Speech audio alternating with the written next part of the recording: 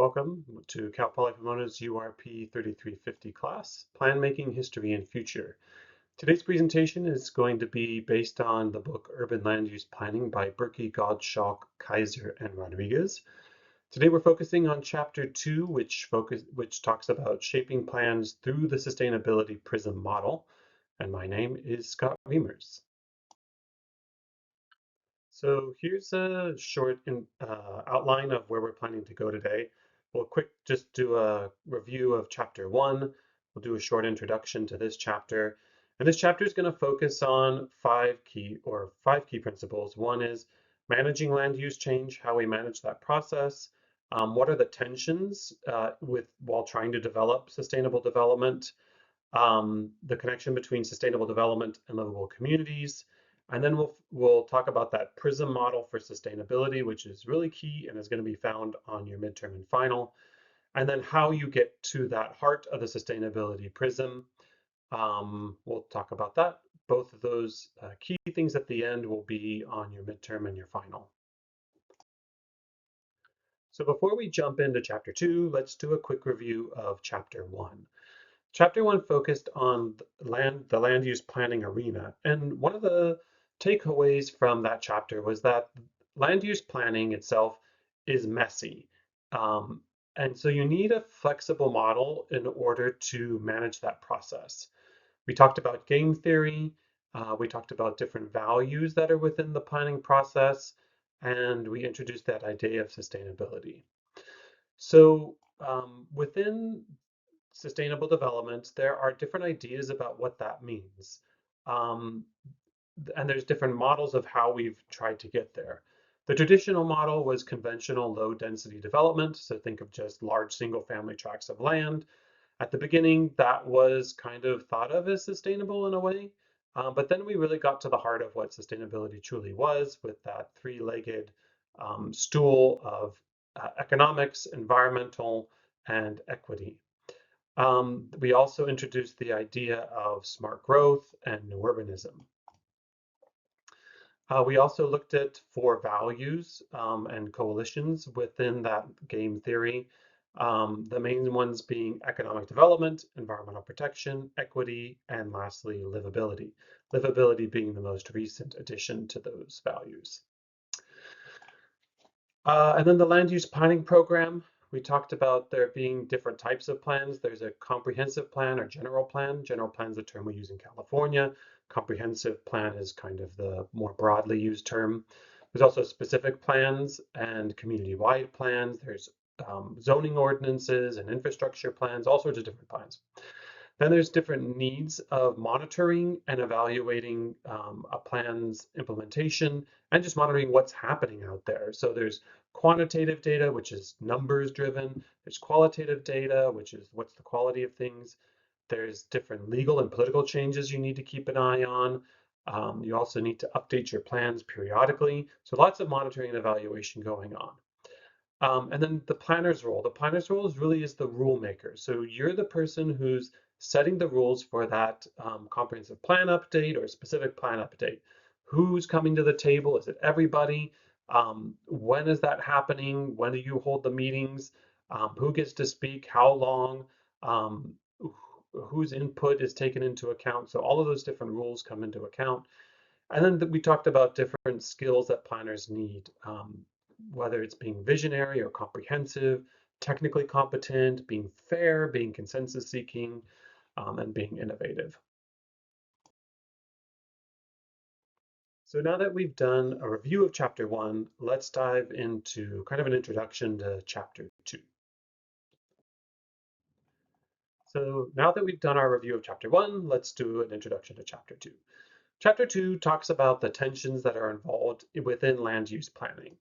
And land use planning does have a lot of tension in it, and those tend to focus on four different directions. And you're going to hear these different directions throughout the course. You've already heard them in chapter 1. We're going to go over them again, and that's the four different tensions are social equity or equity, environmental sustainability, economic development, and livability. Again, livability, economic development, environmental sustainability, and equity or social equity.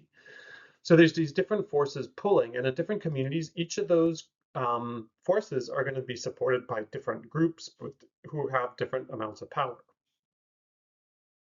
So the planning the planning process is a lot like a game of tug of war, but instead of two ropes, there's four. It's sort of one rope. There's two ropes, and those ropes are all pulling in different directions by different groups of people.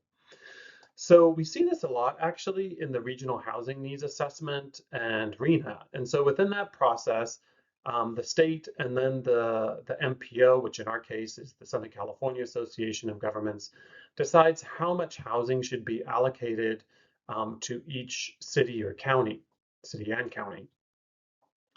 But through that process, there's a lot that's going on about where growth should go. Where should new housing be allocated to? Should it go into the Inland Empire, where you can do a lot of development and do it cheap? Should you do it in areas that require infill, where there's some benefit because there's already growth occurring there, or growth has already occurred there?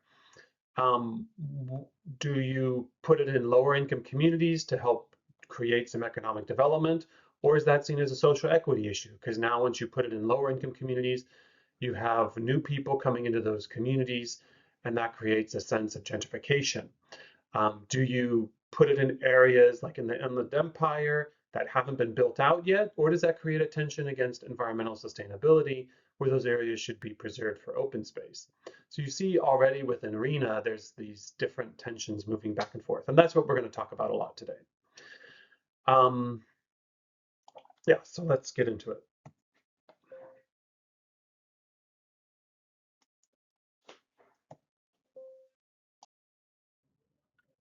So now that we've talked about the introduction, let's get into the actual meat and potatoes of this chapter, managing land use change. So part of our job as planners is to manage the land use change and that manage the land use change process. In order to do that well, we need to be constantly dynamic and agile. We need to be ready to move at a moment's notice, given changes that are happening all around us. So it's not this, well, we did a comprehensive general plan and therefore we don't need to do anything else after that, or we don't need to update it. Rather, a planner is constantly looking at the environment around him or her and are constantly uh, adjusting based on that. So we need to keep an eye out for any new issues that are coming out. So I know over my career, when I started out, there was a lot of talk about new urbanism, a lot of talk about mixed use development. That's now kind of old hat. That's just old stuff. But there was then after that became a big push for community health and thinking about how we keep how we keep communities healthy, how we improve community health. And in the last few years, there's been a lot of talk about social equity. And so we need to constantly be on the know about what's new, what are people interested in, what's happening out there. Probably in the next iteration, it'll be a lot of focus on artificial intelligence. And then we need because everything is always changing, we always needs to be realigning. That means we always need to be dialoguing with the public.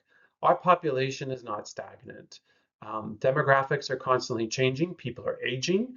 That might mean that some are moving or passing away, and so that there's new families coming in. It could be that there's new immigration occurring. But the population is not stagnant. The population is changing and people's attitudes are changing. So there's that constant need for realigning and for being dynamic. That means that there's also could be increased pressure to face issues of the moment. So job growth could be increasing or job growth could be pulling back. There could be higher unemployment. And so that's going to affect what people need in terms of growth in their community. So we need to be kind of nimble, like that picture of the cat there, always responding to different forces. And we saw this a lot in when we updated the Pasadena General Plan. The project originally started as kind of a slow growth plan. The city had been through a long period of a lot of growth. And we saw new development occurring in areas that hadn't seen development for a long time. Parking lots getting replaced with 4, 5, 6-story buildings. Areas, we saw a lot of infill development. And so people were kind of pushing back against all of that growth. And then in the middle of the plan adoption, we had a major economic change, a lot of unemployment starting to occur. And so what started out as what we thought was going to be was a slow growth plan, we actually saw a huge increase in people who had joined the process who were much more interested in growth. And so it really resulted in a plan that looked at growth, especially in the downtown.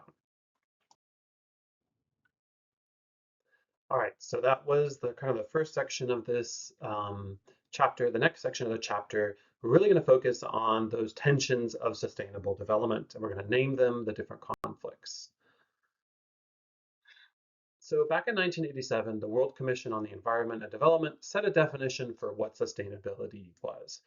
And that is current and future generations must strive to achieve a decent standard of living for all people and live within the limits of natural systems. So that idea of sustainability, number one, it focuses on future generations, not just current generations. So managing the needs of the current population and future populations. A decent standard of living, so kind of that a sense of economic development. People need to have jobs, they need to have good living situations for all people. So there's that idea of equity, that it's not just one group of people who are important, it's everybody within the community who's important. And we need to live within the limits of the natural system. So that's that idea of ecological and environment. So you've got the three E's: ecology, environment, and economics. So how we visualized that definition of sustainability was by drawing a triangle. Sometimes it was a stool, but often a triangle. And then each of those points of the triangle would stand for one of the three E's: equity, ecology, and economy. And then what we found was that between each of these points of the triangle, there was a tension or a conflict that occurred between them. And we're going to name those conflicts and come up with examples for each of them. You don't need to really know for this class, the names of those conflicts. I'm not gonna test you on those or quiz you on them. But it's helpful, they're helpful titles to understand the conflicts that occur between them. So let's look at the property conflict first. That's the conflict between economic growth and equity. So between economic growth and equity, we basically have a competing claim on property as a private commodity used for profit. So what that means is you have property and you have some people who are claiming that that should be used for profit. And then you have other people who are saying that that should be used to help everybody in the community. So how much should that property be improving the life of one person, its property owner? Or how much should it be used to help the benefit everybody else? In the US, that conflict is more often seen as how much should government get involved in the social equity impacts of land use. So how much how much should the government be involved in providing for social equity versus providing for profit? And how we see that often play out is, should developers be required to provide affordable housing? So you've got property, somebody wants to develop a multifamily building, let's say 100 units on it. And so by doing that, they're going to earn a profit. That's how it usually happens in the US. Um, but at the same time, you might have a city or you might have people within that city who are arguing that there should be some benefit that occurs to the greater neighborhood by providing affordable housing. Maybe there was already affordable units on the property, but there are some people who would be saying, well, let's set aside some of those units for affordable housing. So that you see that tension between how much profit should go to the developer versus how much should help the community at large. Then you have the resource conflict. The resource conflict occurs between that idea of the ecology versus the economy. And here you've got competing claims on consuming natural resources. How much of the natural resources should be preserved to improve the ecology of the area, or how much of it should be allowed to be used to improve the economy of that area? So where we might see that play out is, how much of a wetland should be preserved? Should we preserve all of it? Should we preserve some of it? Should it be completely wiped out and only be built on in order to provide jobs or housing? Um, how much of that tension, how should that tension be resolved? And then the last one is the development conflict. And that's between social equity and environmental preservation or ecology. This one's harder to see sometimes, but what you have is you basically have in some aspect, you have a desire to improve living conditions among the poor through economic growth. So sometimes you have people approaching that conversation with, we need to improve the lives of people in this area by providing some economic growth.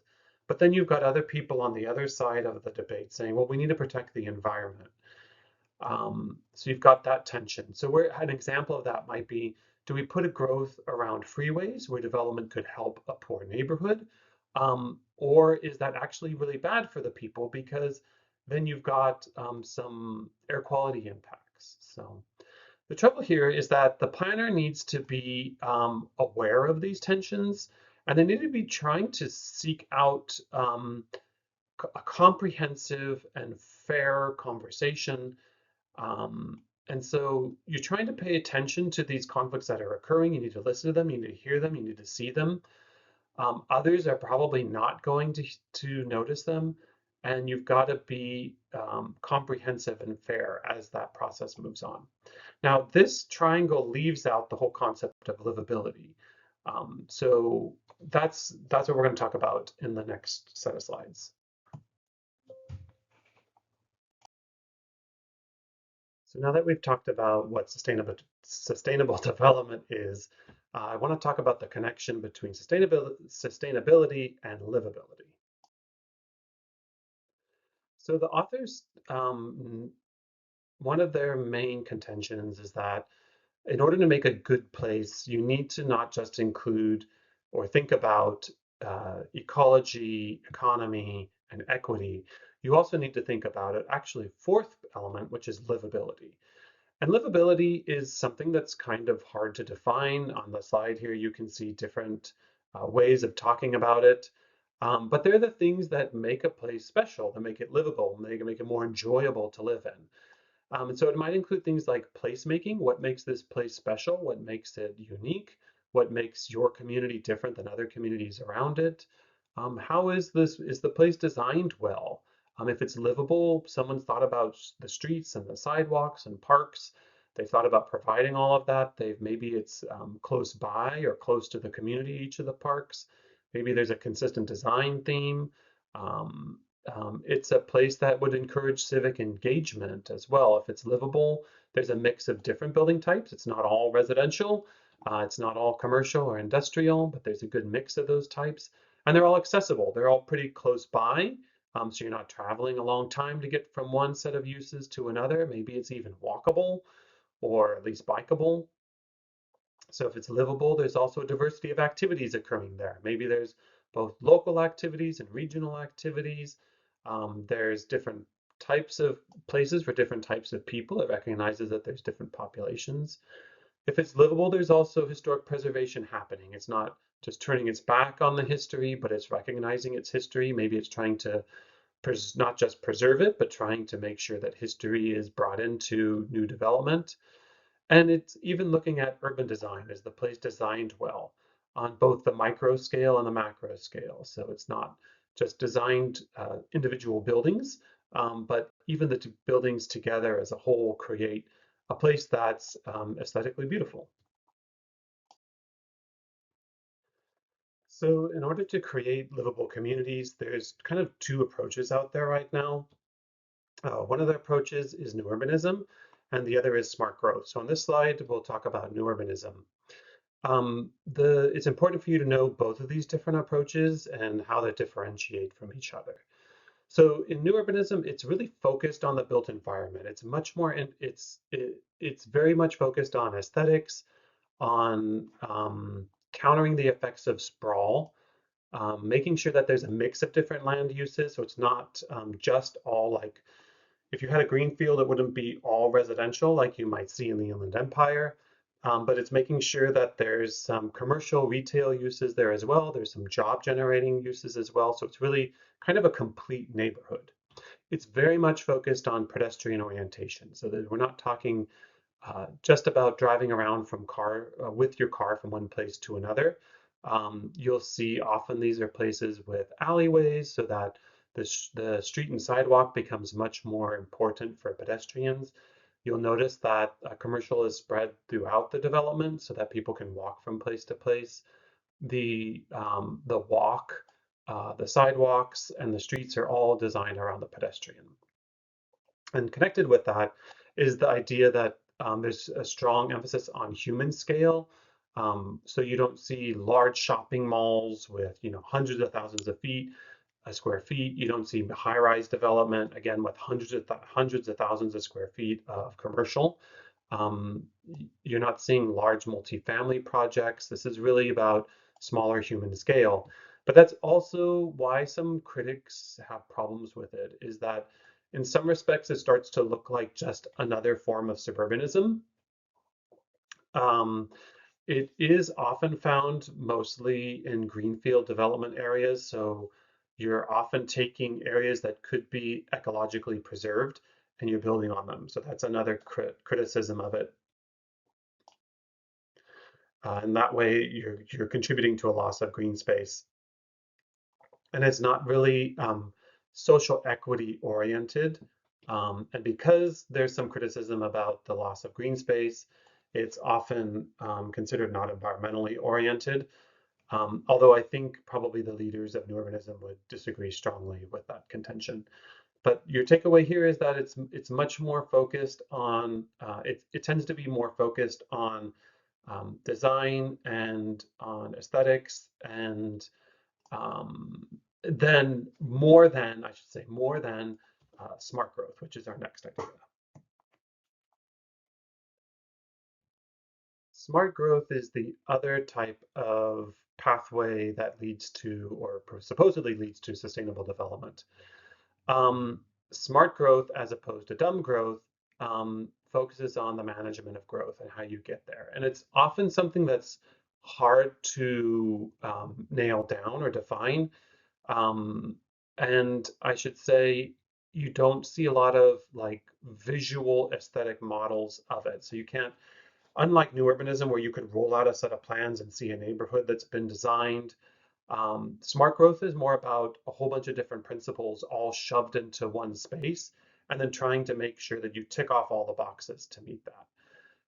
The way the authors describe it is they kind of break it down into how different groups look at it. And so we'll do that right now. So how do developers look at or define smart growth? Developers would look at it as a means of facilitating procedures. So how do we make development more efficient? So they might think of things like expedited project review. They might think of flexible design standards or density bonuses. So that's how they're looking at it, as development that's flexible, maybe more easier to build, and that helps them get through the process faster. Then you've got your social equity groups. They would look at smart growth in a different way. They would really focus on the ideas of expanding housing choice. They would like the ideas of expanding mobility, the ability of people to get around using different methods of travel, and improving public health. So creating less polluted areas for populations. Specifically, I should say, for minority populations. And then you have your environmental groups. They're looking at the smart growth principles differently as well. So there's specific principles about environmental preservation and open space protection. That's what they're looking at it. So each group comes at it from kind of a different perspective.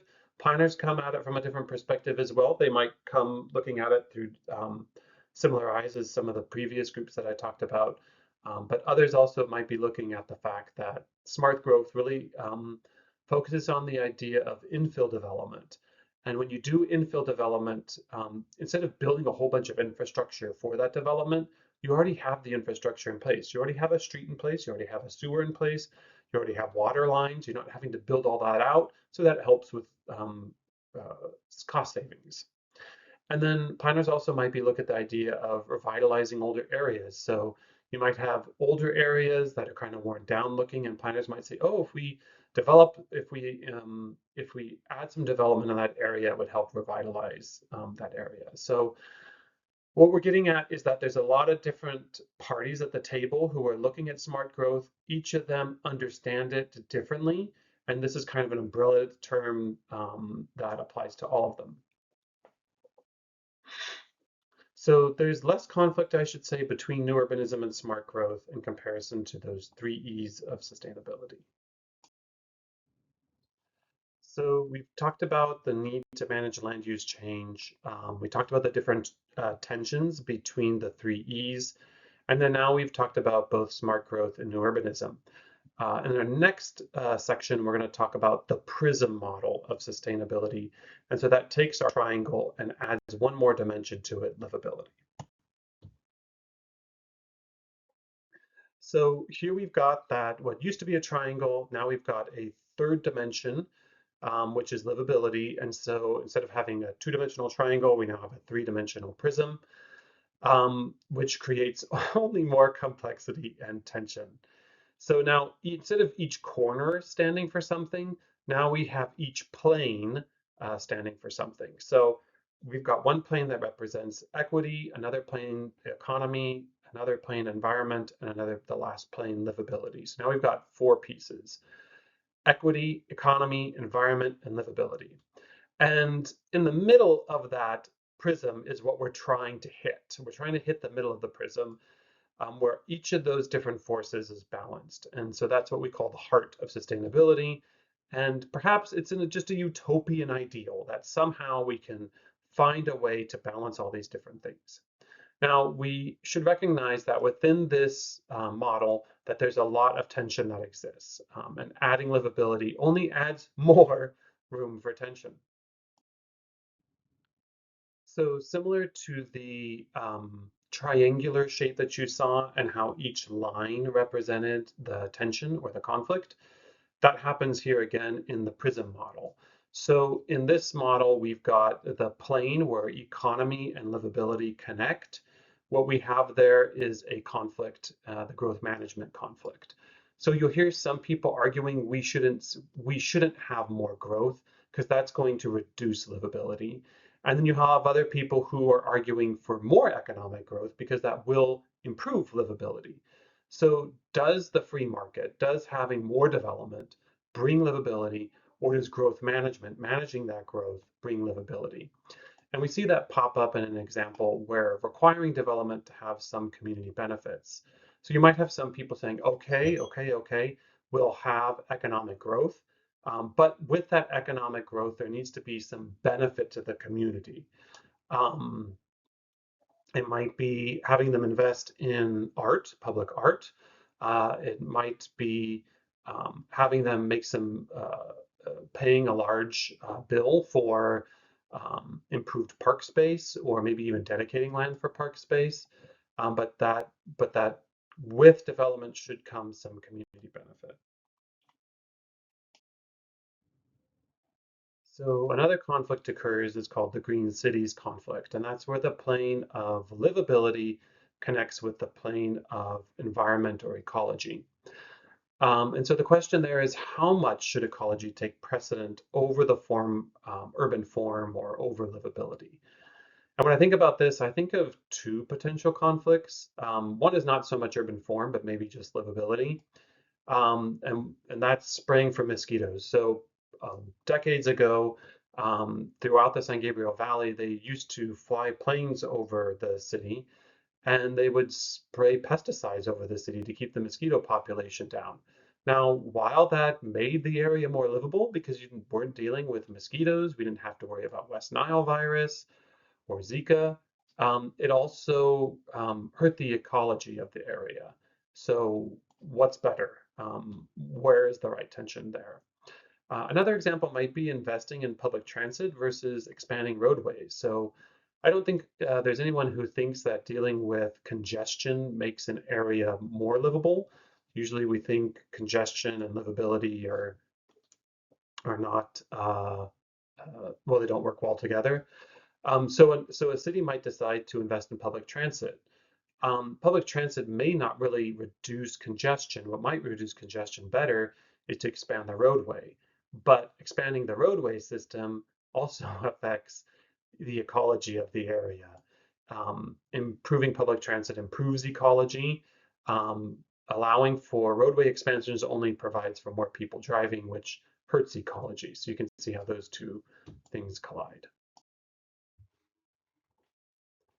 So the last conflict that we were going to go over within the sustainability prism is the livability and equity conflict, where the plane of equity and livability come together. This is where we would see the gentrification conflict, for example. Should poorer neighborhoods be preserved for the benefit of the existing residents, or should we redevelop that area and attract some people who are more middle income or maybe even higher income, and thereby maybe provide more jobs within that neighborhood or some reinvestment in that neighborhood? So, for example, you really see that a lot is around the USC campus. You see a lot more development occurring there. You see USC pouring a lot of resources into the area, but that's creating some gentrification where it's pushing people out who have lived there for a long time. And so you're seeing that gentrification conflict. Just take a moment to reflect on where we are here. That stool model, or the model of the three triangles, what we often think of as sustainability. Often when you hear the word sustainability, people are only going to focus on that in terms of environment. The reality is that the real idea of sustainability is that it's trying to balance the three E's, not just environment. It's not just environmental sustainability, but it also is trying to balance the economy, equity, and the environment.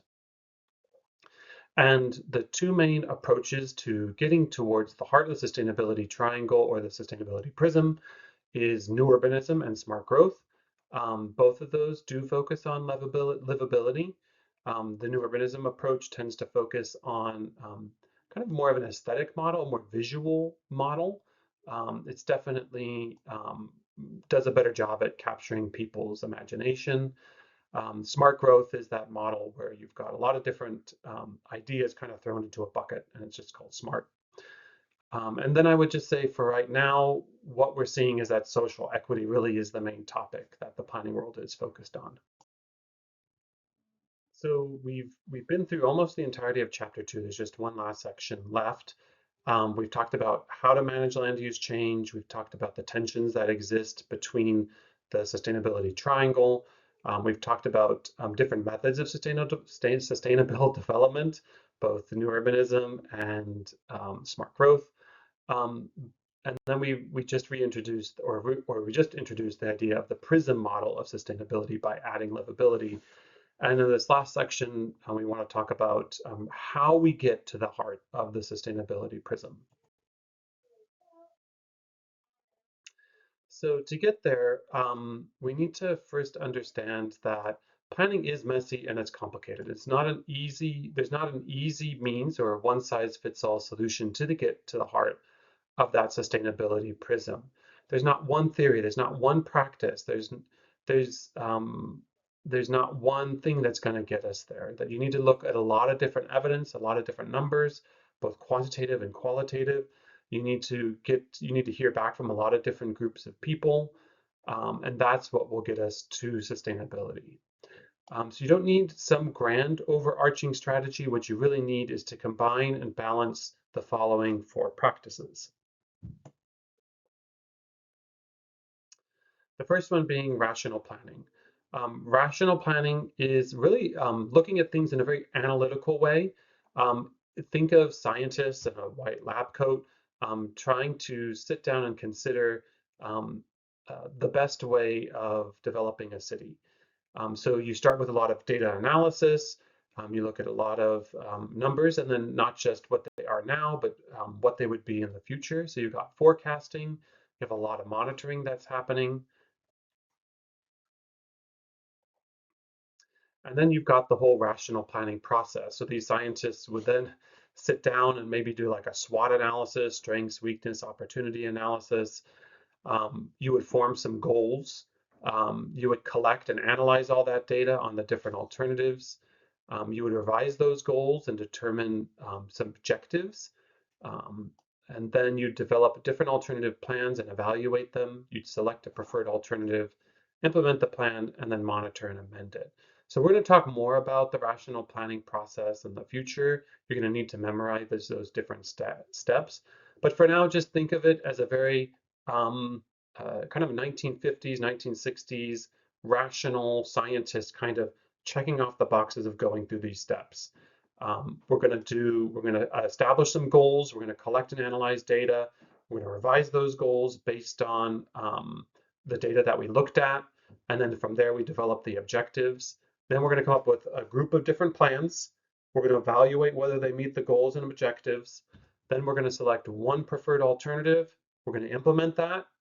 We're going to see if by implementing it, whether we hit the goals and objectives that we were hoping for. So that's the monitoring part, and then we'll amend it as necessary. So this is all the rage of the 1950s.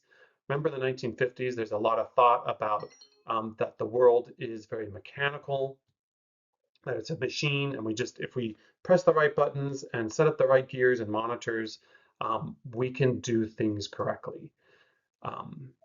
So this benefit of this model is that it provides the planning profession with some sense of credibility. When you see a scientist in a lab coat, you think, oh, that person's smart, they're credible, they understand the processes. So that's a good thing, but there's also a lot of skepticism about the assumptions that can go into the forecast, that can go into what data you look at by the public. And so the public tends to be skeptical about planners as experts. And one of the critiques that we have with the rational planning process is that it really doesn't capture people's imagination. Going through a series of steps and developing these different things doesn't get people behind the plan. But you do need to know that this is still used today. This is still good practice today.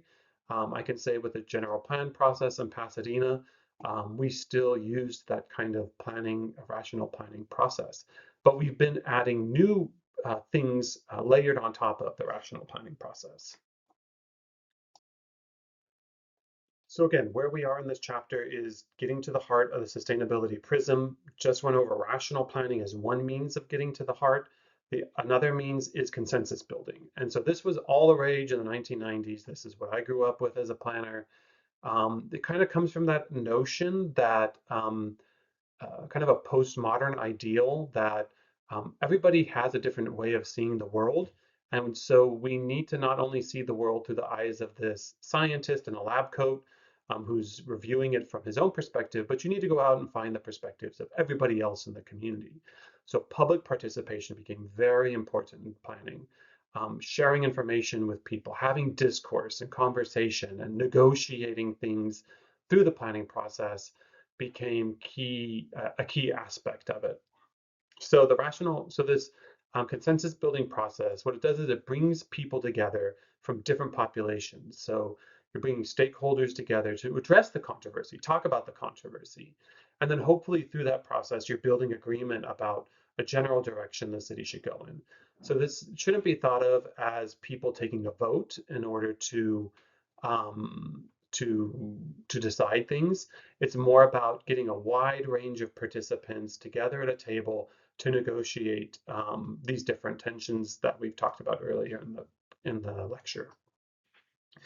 So what you're looking for through this is looking for people to bring up new ideas, creative solutions to meeting these different tensions. And instead of sitting down and calculating things, calculating data, calculating forecast, it's trying to focus on discourse. So think about discourse and conversation over calculation. Conversation over calculation. And the planner's job here is less to sit down like a scientist thinking about numbers and data. And planners are now acting more as communicators, as mediators, as intermediaries.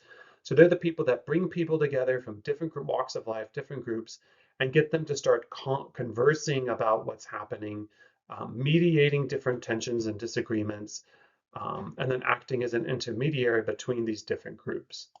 Now, the consensus building approach has its critics. And some of the critics would say that this lacks a focus on the end state. There's no real understanding about where we're going in the end. it's much more process over place. So you'll have months and months and months of conversations and talking and talking and talking, and there's almost more consideration for the process rather than the place that you're trying to develop or that end state you're trying to develop. And it can seem counter to creating some visionary thinking. So visionary thinking tends to come from a small group of people or one person who creates a vision for an area. Think of Daniel Burnham. Think of Frederick Law Olmsted. Think of some of these great thinkers that we like to go back to in planning. Ebenezer Howard, creating a vision for an area, and that capturing the imagination of the residents, and then setting out to create that achievement. Um, that's not what you typically get through the consensus building process. You don't really get a lot of visionary thinking. And then it's typically very an uninspiring result. You just get to a point sometimes where people are just tired of the process and want it to be done. The results don't tends to be a lot of paper, it tends to be a lot of goals and objectives. So one way we deal with that is by creating vision drawings, sketches of what the end state might look like to help take the results of all this consensus building and make it more of a reality. So to get to that heart of the sustainability prism, we talked about one means is the rational planning process, another means is the consensus building process, and then the last means would be urban design. And so this would be combining planning with architecture and landscape architecture to create a visionary end state that you're headed towards. So the planners or the architects and landscape architects would sit down together and can figure out where to put different land uses, how that area transportation would be provided, what is the mass of the buildings, should they be tall, how would they be articulated, and then what's the space in between buildings and what's the environment that all of that creates. So they're thinking about really the urban design and aesthetics part of that. And the idea is that at the end, you're trying to create a positive image of what the future would be so people back it and move it forward. So there's definitely an end state orientation. What is the end state that you're headed towards?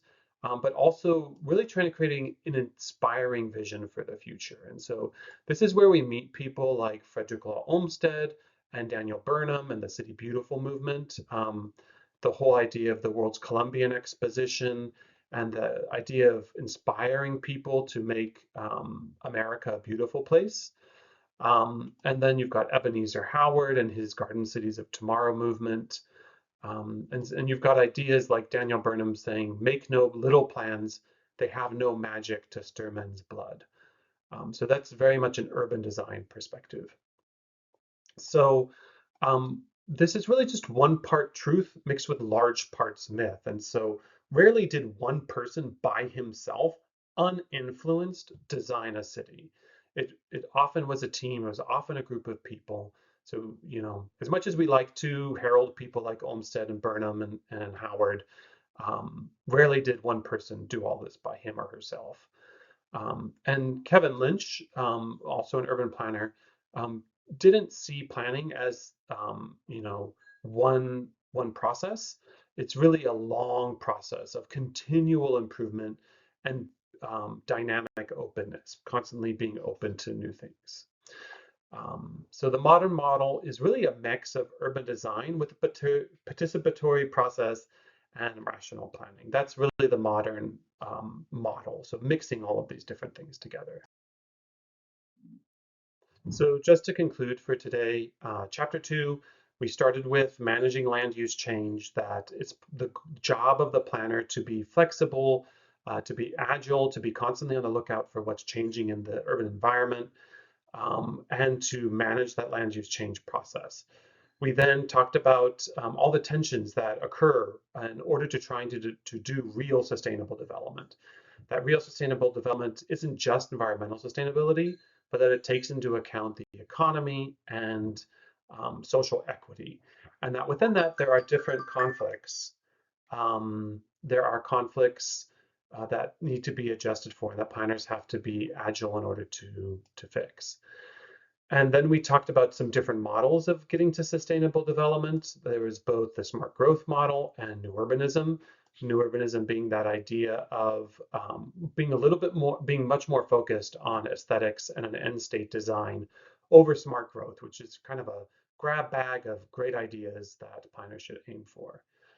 And then from there, we talked about adding livability to the sustainability triangle to create the prism, and then how we get to the heart of that prism of sustainability, looking at both consensus building and participatory planning, also looking at um, urban design and the rational planning process.